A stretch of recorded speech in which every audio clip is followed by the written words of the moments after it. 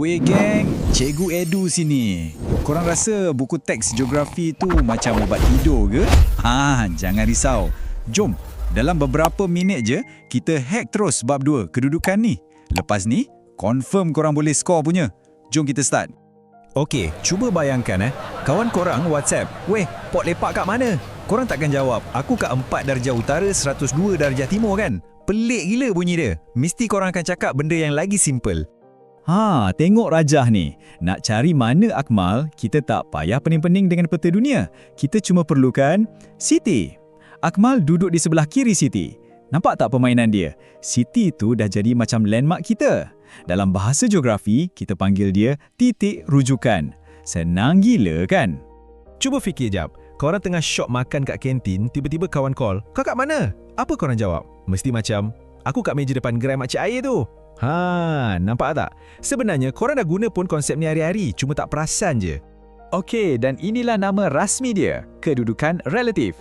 Dia cuma cara cool nak cakap yang kita terangkan satu tempat berdasarkan tempat yang lain. Kata kunci paling penting kat sini yang korang wajib ingat ialah titik rujukan. Ingat tu sampai SPM.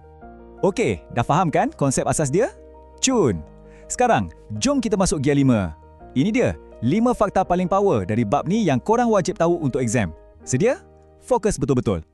Fakta nombor 1, kita ulang balik apa yang kita belajar tadi. Kedudukan relatif. Ia ditentukan guna titik rujukan. Dan titik rujukan ni boleh jadi apa-apa je tahu, kawan korang, bangunan, simpang jalan, even gerai makcik kantin tu pun boleh.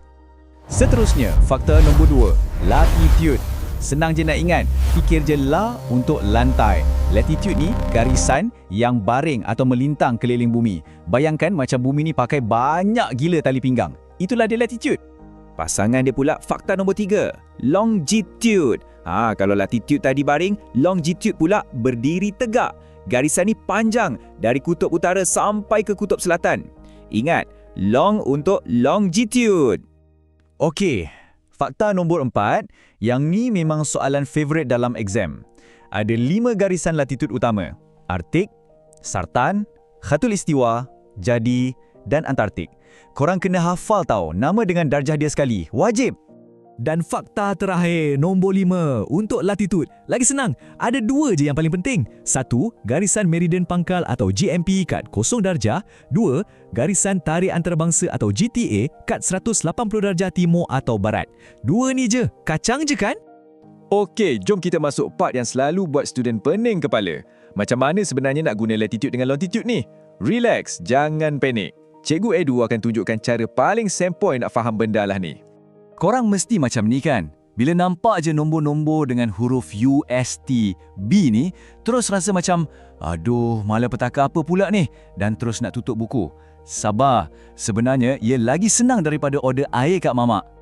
Jom kita guna trik mudah ni. Ingat latitude mula dengan la, macam lantai atau lying down, garisan yang baring tu.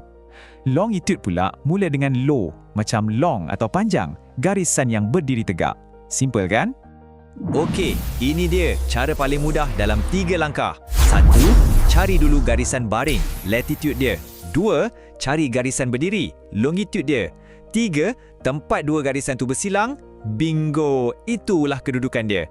Macam main game Battleship je kan? Alright, sekarang masa untuk uji sikit apa yang dah masuk dalam kepala tu.